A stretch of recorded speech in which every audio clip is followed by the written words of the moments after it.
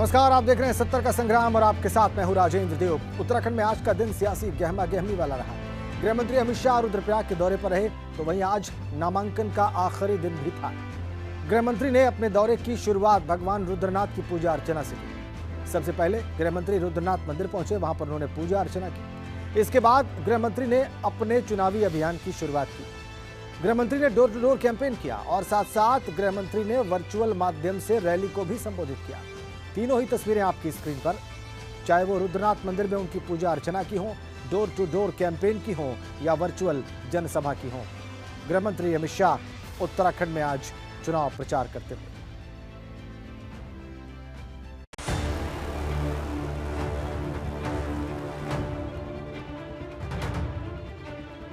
रुद्रप्रयाग दौरे पर पहुंचे गृह मंत्री अमित शाह ने अपने दौरे की शुरुआत भगवान रुद्रनाथ की पूजा अर्चना से की।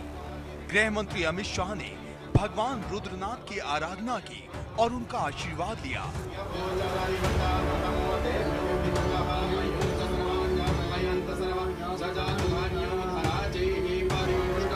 मंदिर के पुजारी ने पूरे विधि विधान के साथ गृह मंत्री से भगवान रुद्रनाथ की आराधना करवाई।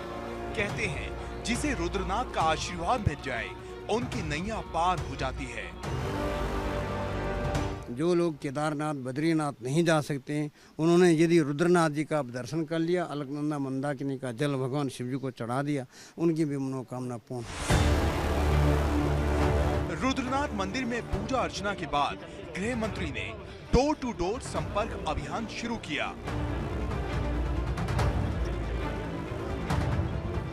अमित शाह ने भाजपा उम्मीदवार भरत चौधरी के लिए डोर टू डोर कैंपेन किया। इस दौरान गृह मंत्री ने लोगों को भाजपा के समर्थन के लिए पर्चे भी बांटे।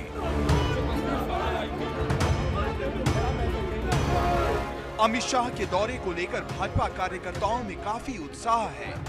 गृह मंत्री को अपने बीच पाकर पार्टी कार्यकर्ताओं का जोश मानो कई गुना बढ़ गया हो।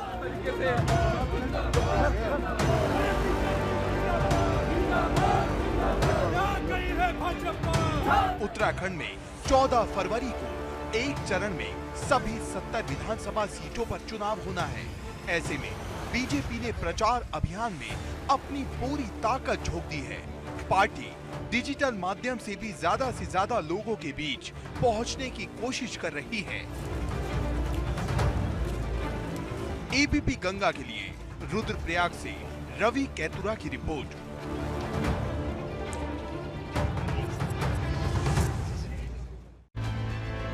अपने संबोधन में गृह मंत्री अमित शाह ने पूर्व मुख्यमंत्री हरीश रावत पर करारा प्रहार किया। उन्होंने कहा कि उत्तराखंड का विकास सिर्फ भाजपा ही कर सकती है।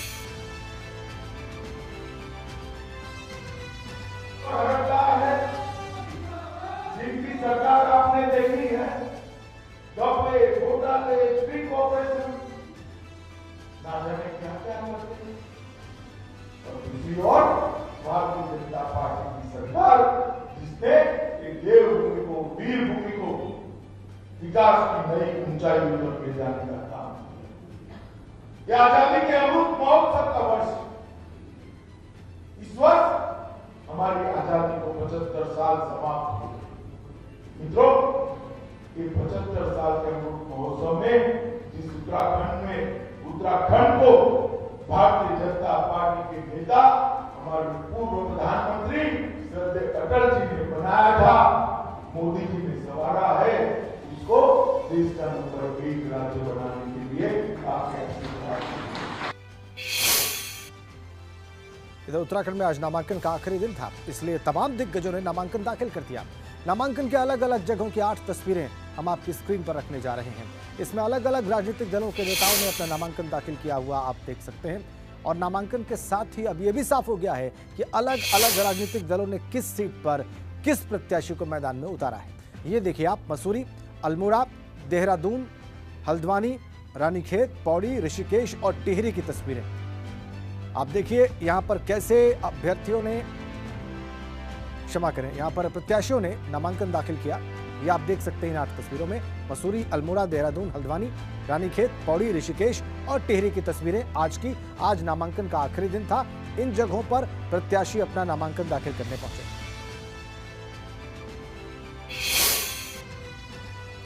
और पूर्व मुख्यमंत्री हरीश रावत ने लालकुआं सीट से नामांकन दाखिल कर दिया है। नामांकन दाखिल करने से पहले हरीश रावत ने पूजा अर्चना की और जब भी कोई बड़ा काम करते हैं तो वो ईश्वर का आशीर्वाद जरूर लेते हैं।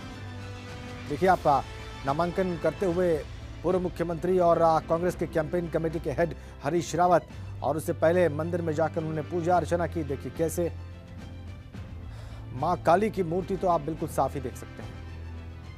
पूजा अर्चना की हरीश रावत ने और बड़ी जिम्मेदारी उनके ऊपर। उत्तराखंड में कांग्रेस कैंपेन कमेटी के वो हेड हैं और मुख्यमंत्री पद का चेहरा माना जा रहा है उनको। नामांकन करने आज पहुंचे, चूंकि लालकुआं सीट से अब वो प्रत्याशी हैं, उनकी सीट बदली गई। पहले वो रामनगर से घोषित किए गए थे प्रत्याशी, लालकुआं सीट से अब चुनाव लड़ रहे हैं। और देखिए कैसे नामांकन करने पहुंचे, जब पहुंचे तो उस वक्त की तस्वीर।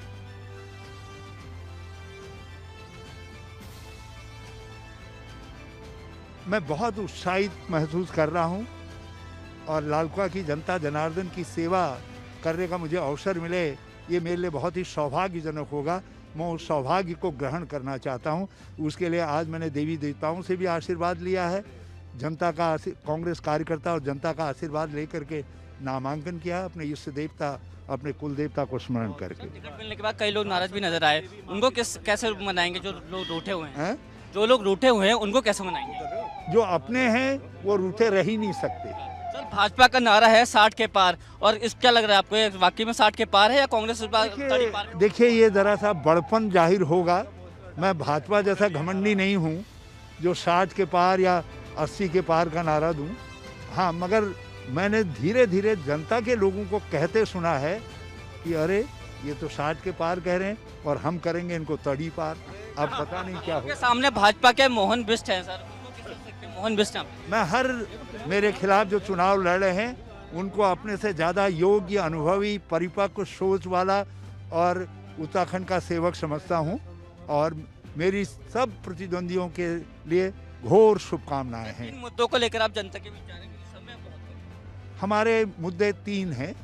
एक तो इस समय संवैधानिक लोकतंत्र जो हमको गांधी, नेहरू, बाबा साहब अम्बेडकर की देन है वो खतरे में है, सामाजिक न्याय खतरे में है। दूसरा मुद्दा हमारा है कि उत्तराखंडियत, उत्तराखंड के मूल्य मान्यताएं, राज्य आंदोलन के सगल स्वरूप, उत्तराखंड की राज्य आंदोलन के जो बुनियादी तत्व थे वो सब तत्व उत्तराखंडियत सहित खतरे में हैं।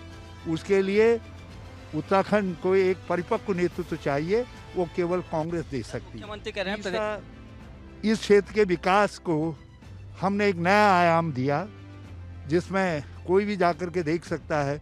अंतर्राष्ट्रीय स्टेडियम दिया, रिकॉर्ड समय में बना करके दिया, लेकिन ये वहाँ खेल तक नहीं करवा पाए।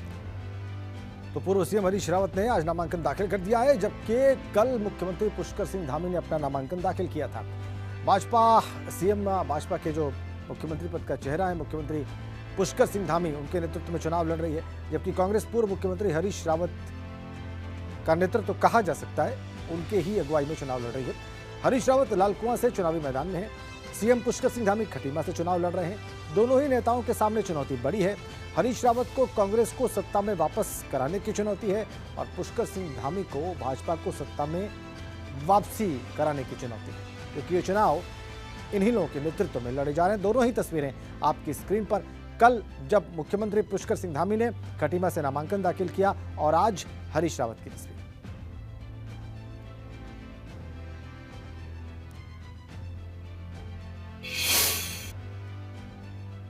लालकुआं सीट से कांग्रेस के वरिष्ठ नेता हरीशचंद्र दुर्गापाल टिकट बंटवारे को लेकर नाराज थे, मगर अब वो कह रहे हैं कि वो हरीश रावत को मजबूत करने के लिए काम करेंगे। और हरीश दुर्गापाल में कोई फर्क नहीं है। मैं टिकट मांग रहा था जनता के हित के लिए, और बढ़िया हो गया कि हरीश रावत जी आएंगे तो और भला होगा पब्लिक का।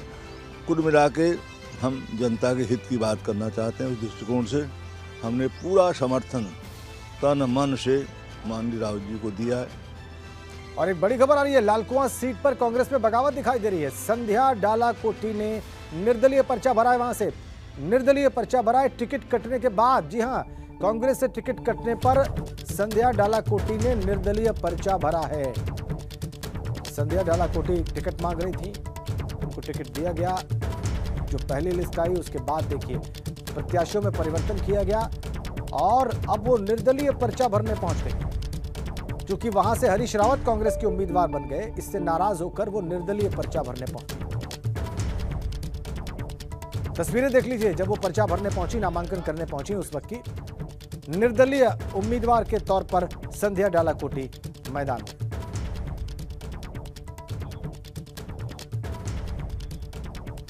इधर देहरादून की मसूरी विधानसभा सीट से वर्तमान विधायक और भाजपा प्रत्याशी के तौर पर गणेश जोशी ने अपना नामांकन दाखिल किया। मीडिया से बात करते हुए विधायक और भाजपा प्रत्याशी ने कहा कि उन्होंने मसूरी विधानसभा में लगातार जनहित के काम किए और उन्हें मसूरी की जनता पर भरोसा है कि इस बार होने जा रहे विधानसभा चुनाव में एक बार फिर जनता उनको भारी मतों से विजयी बनाएगी। वहीं देहरादून कैंट सीट से सूर्यकांत धस्माना ने भी अपना नामांकन दाखिल किया।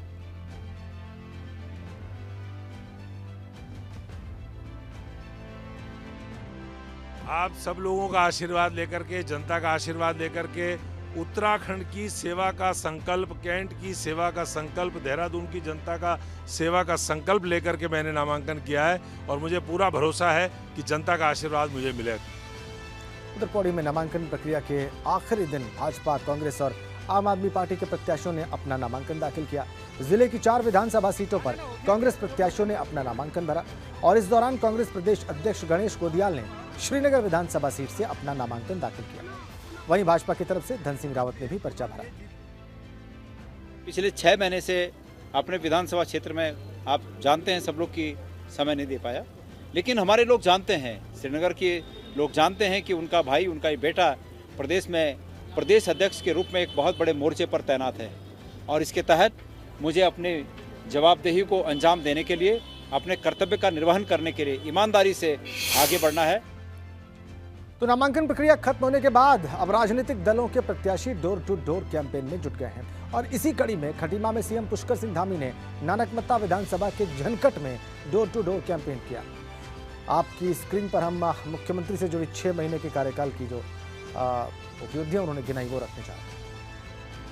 उत्तराखंड की जनता ने मन बना लिया है। इस क्षेत्र की खटीमा, नानकमत्ता, सिद्धार्थनगर, इन क्षेत्रों में मैं जहाँ भी जा रहा हूँ पूरा उत्साह है लोगों में। माताएं बहनें सब आशीर्वाद दे रही, बड़े बुजुर्ग आशीर्वाद दे रहे हैं, छोटे छोटे बच्चों में भी बड़ा उत्साह है। और अब की बार हमने जो नारा दिया, अब की बार 60 पार। और टिहरी विधानसभा सीट पर भाजपा की तरफ से सुबोध उनियाल मैदान में ही, जबकि कांग्रेस ने ओम गोपाल रावत को अपना टिकट दिया है। दोनों ही नेता एक दूसरे पर तंज कसते दिखाई दिए।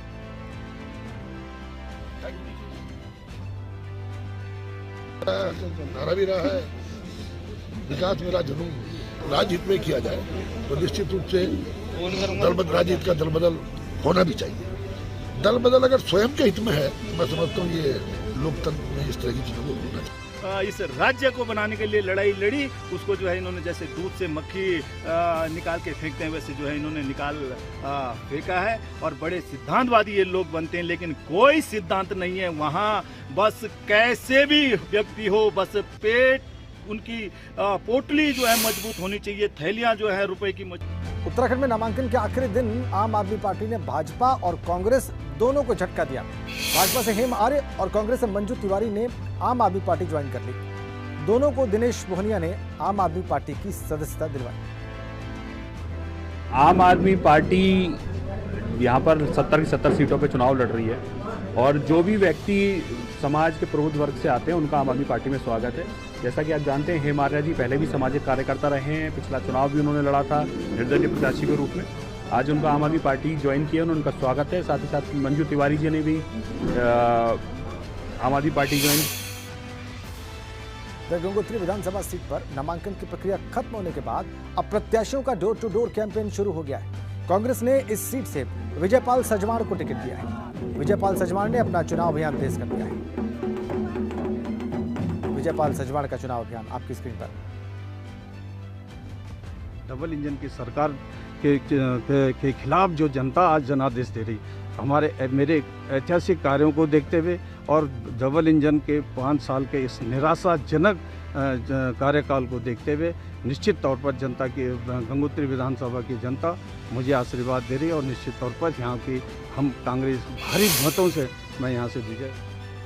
और उत्तराखंड का सियासी पारा गर्म है और कांग्रेस पहाड़ को फतेह करने के लिए जल्दी ही अपना मैनिफेस्टो जारी करने वाली है। विकासनगर में कांग्रेस मैनिफेस्टो के अध्यक्ष नवप्रभात का बयान सामने आया है। उनका कहना है कि कांग्रेस का मैनिफेस्टो तैयार है और छपने के लिए गया है। कांग्रेस ने लोगों से रायशुमारी करके अपना मैनिफेस्टो तैयार किया है और यह मैनिफेस्टो हर वर्ग को ध्यान में रखकर तैयार किया गया है।